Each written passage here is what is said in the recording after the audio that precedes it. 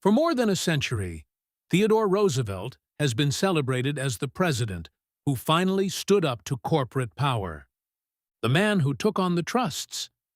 The fearless trust buster who challenged Wall Street and forced the robber barons to heel.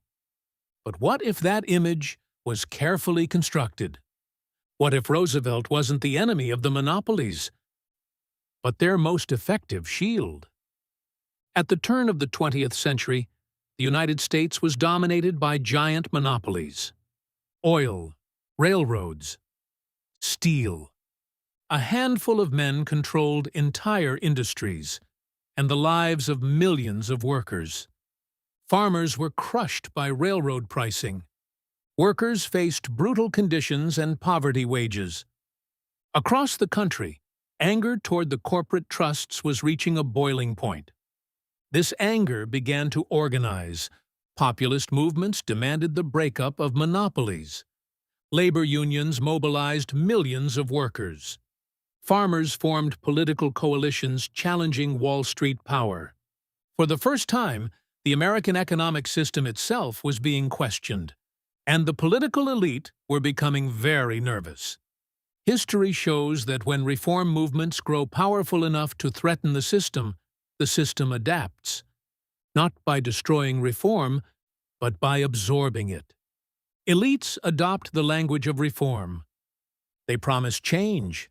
They create the appearance of action. But the goal is not transformation. The goal is control. Into this moment stepped Theodore Roosevelt, charismatic, energetic, media savvy. Roosevelt understood something crucial. The American public wanted a hero, a fighter who would take on the monopolies. And Roosevelt was more than willing to play that role. Roosevelt soon delivered the moment that would define his reputation. In 1902, his administration filed an antitrust lawsuit against Northern Securities, a massive railroad trust controlled by the titan of Wall Street himself, J.P. Morgan. Newspapers exploded with headlines. The president had declared war on the monopolies. America had its trust buster. But behind the scenes, the story looked very different. J.P. Morgan wasn't terrified of Roosevelt. He simply requested a meeting.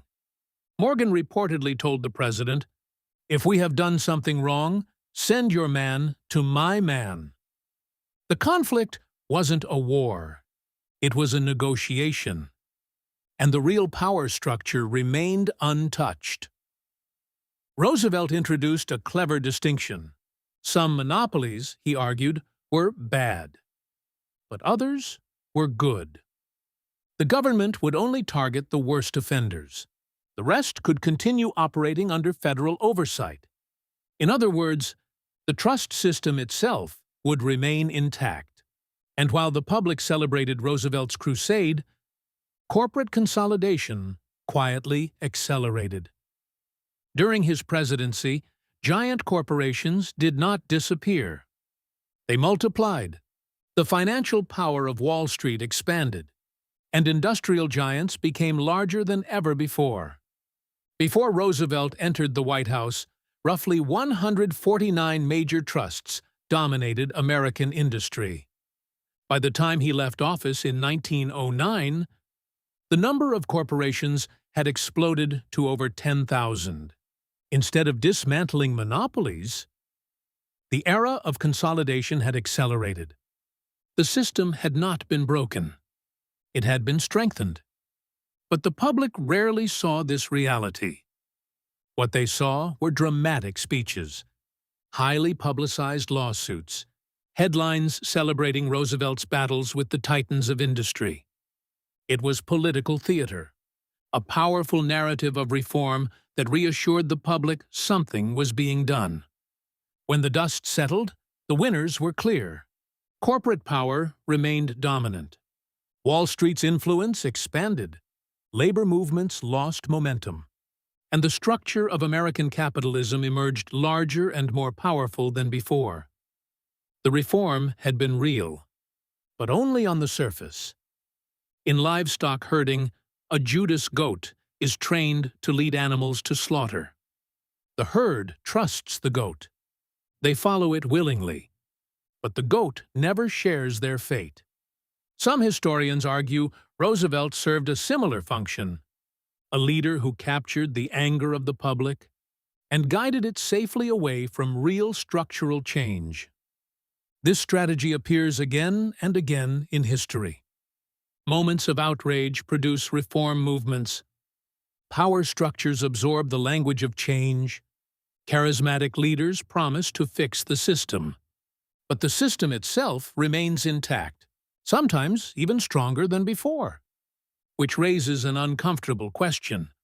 How often are reformers genuine? And how often are they carefully positioned decoys? Leaders who appear to challenge power, while quietly protecting it? Because if history teaches us anything, it's that the most effective guardians of a system are often the ones who claim to fight it.